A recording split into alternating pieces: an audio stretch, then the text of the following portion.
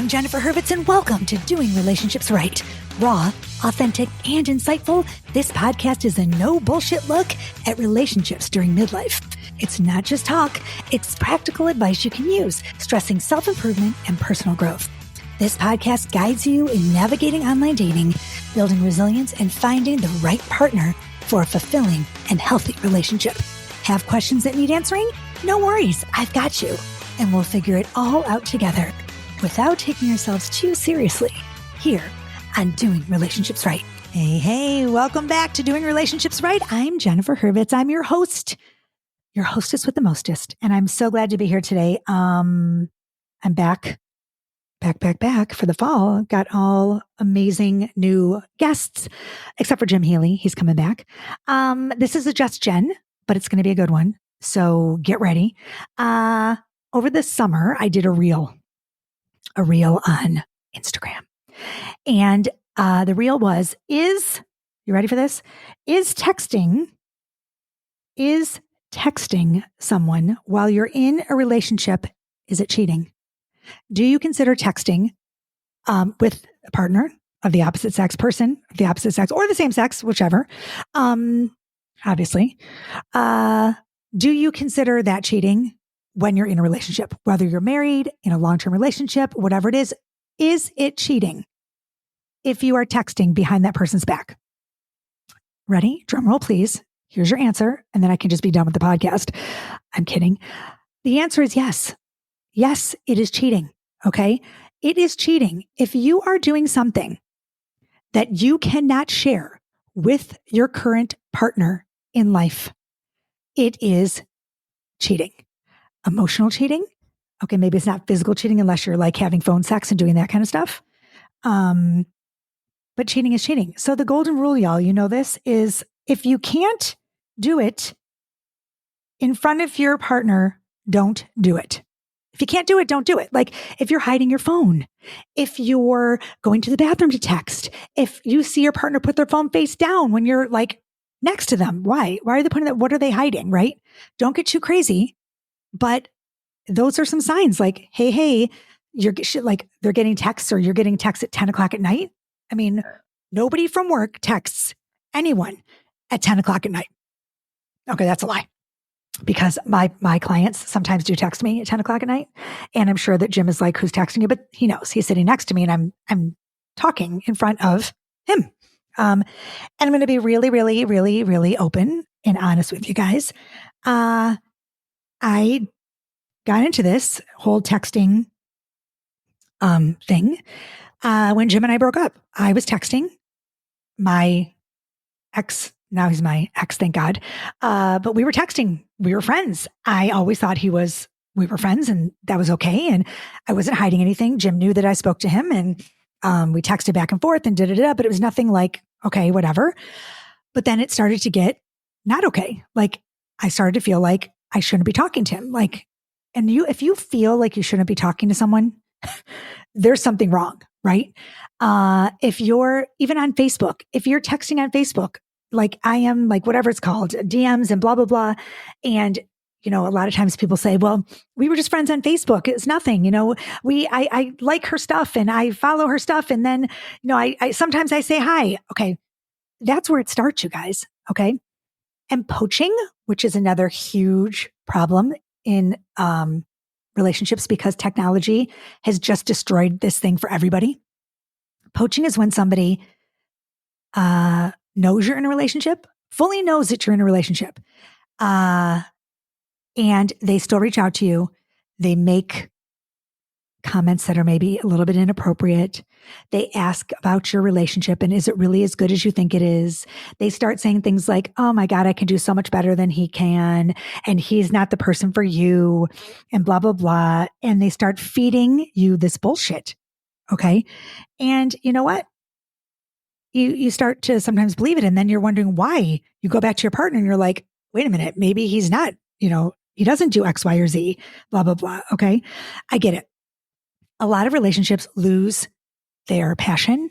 They lose their intrigue. And maybe you're looking for someone else to like confide in. Maybe you are looking for someone else's opinion, or it doesn't feel right talking to your ex about, to your partner about certain things. And you do want to talk to another person. Look, I get it, but you know, if you're cheating, you know, if what you're doing is wrong, you know it. Don't give me the bullshit that you don't know it. I knew it. I knew when it started to get wrong that it was wrong. I knew when I felt like uncomfortable that it was wrong. Okay. Also, if you're sharing more about your partner with the person that you're texting, or you're sharing more information, or you feel like they understand you better than your partner does, that's an emotional bond. When you start to share things via text with another person during your relationship, okay, you are breaking a bond that you have with your partner. Okay. You just are. And you're definitely starting to develop an emotional connection. So yeah, you need to like check yourself before you wreck yourself, right? You need to realize that, hey, maybe, this is too comfortable. Maybe I'm wanting to talk to this person more than I want to be with my person. Maybe this person is like, filling a cup that my relationship is not filling, but you're cheating. You're not working on your relationship. You need to go to your partner and say, that's what you need to say. I'm going to use Jim. Jim, I feel distant from you. I feel like I'm going down a slippery slope. I feel like maybe we should go to couples therapy. I feel disconnected. I would like to engage more with you. I'm starting to feel like I'm going other places to get what I need in our relationship. And then you guys need to work it out, because I'm telling you, like, it goes nowhere. It goes nowhere good. Here are some really good telltale signs. If it's emotional cheating. Okay. If it is emotional cheating after all. Here are some examples of when texting probably does count as cheating. Okay. I made a list. Number 1, skipping a date or one-on-one time with your partner to text somebody else. Oh my God. I never even thought, like, hello. Okay. Sending risque or nude selfies.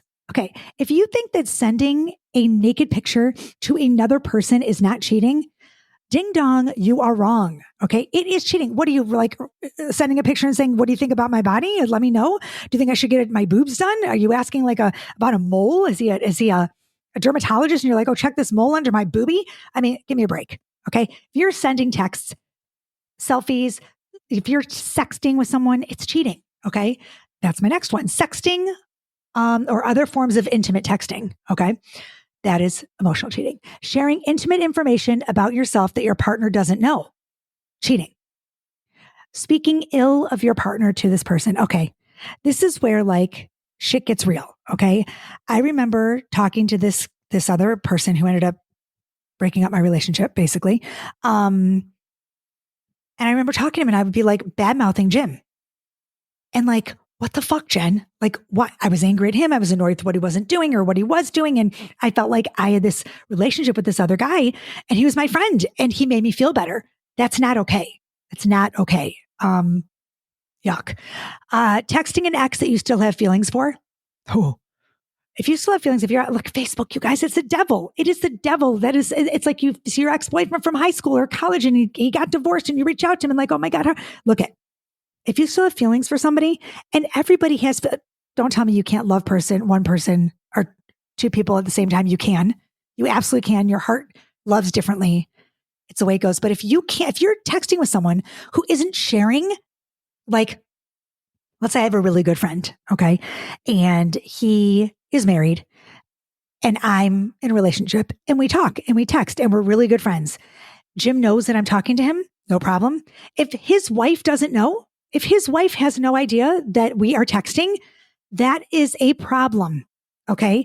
If he only texts you when she's not around, if he only calls when she's not around, you're really good friends, but nothing's going on. It's nothing past a friendship, but it's still not okay. Okay. It's just not. Hiding your phone from your partner or leaving the room to answer texts. Huge. That's a big one. Big, big, big. And look, if you're not comfortable with this going on with your partner. If you're not comfortable, you need to set boundaries. You need to say, look, this is cheating. I believe that texting behind my back, that's cheating.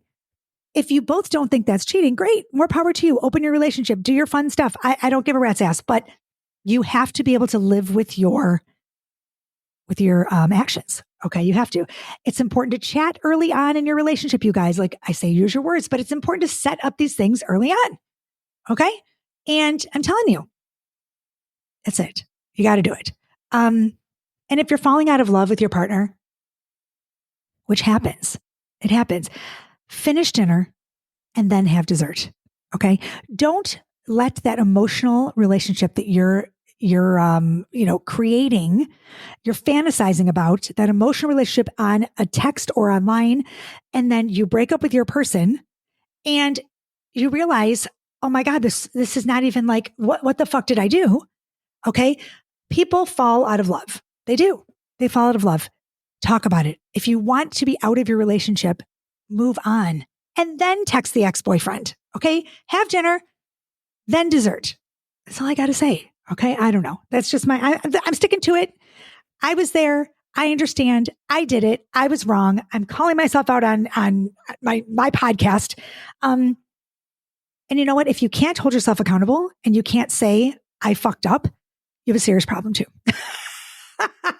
So hold yourself accountable. If you're doing this, if you're in the midst right now of, if you think you're going down that slippery slope and you're in a texting relationship with somebody and you are in a relationship, please stop. Check yourself before you wreck yourself and make it right. Do relationships right, y'all. Do relationships right. That's all I have to say. Okay. I love you guys.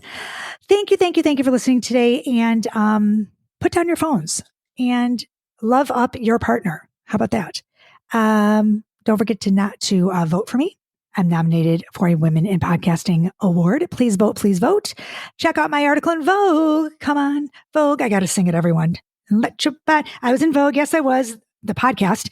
One of the best relationship podcasts to have to help you navigate love.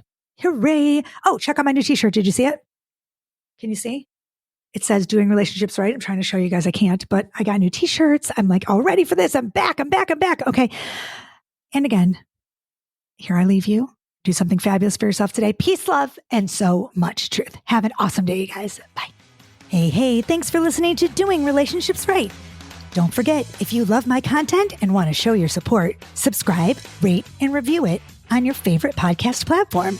And grab my books, Midlife Priceless, A Dating Coach's Guide to Finally Doing Relationships Right, Woulda, Coulda, Shoulda, and One Happy Divorce at Amazon, Barnes & Noble, Target.com, or my website, jenniferhurvitz.com.